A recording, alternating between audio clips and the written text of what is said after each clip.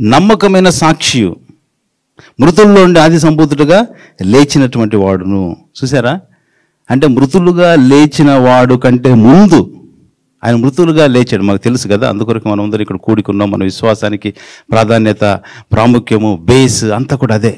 కానీ ఆయన ముందు ఆయనకున్నటువంటి రోల్ ఏంటి తెలుసా? ఆయనకున్నటువంటి ఏమంటారు దాని క్వాలిఫికేషన్, లేకపోతే దేవుడు చూసేటువంటిది ఏంటి? తన కుమారుడిలో నమ్మకమైన సాక్షి, నమ్మకత్వం చాలా ప్రాముఖ్యమైనది. ఏంటంటే మన జీవితంలో ఏంటి? నమ్మకత్వము. ప్రభు ఆ ఉపమానంలో కూడా 2 దినారాలు 5 దినారాలు 5 తలాంతులు ఉన్నాయి కదా.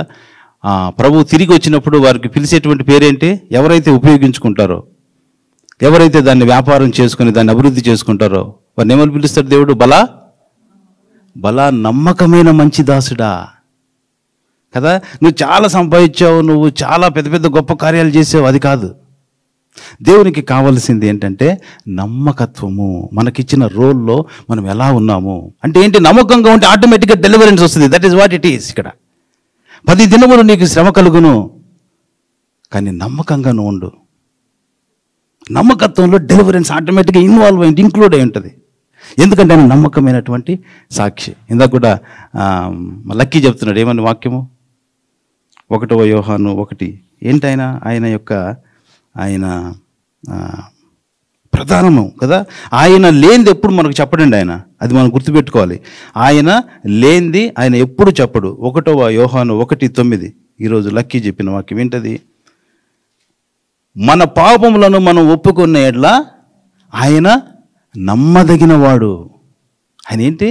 నమ్మదగినవాడు, నీతిమంతుడు కనుక ఆయన మన పాపములను క్షమించి సమస్త దుర్నీతి నుండి మనలను పవిత్రులుగా చేయును.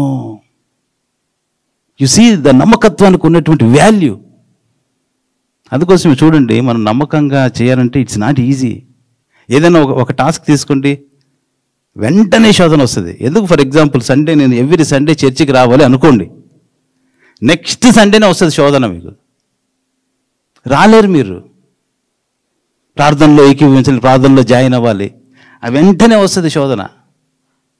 అపవాది రెండు చేయనివ్వదు. ఏంటి? సంఘంగా కూడుకోవటం, కలిసి ఆరాధించడం చేయనివ్వదు.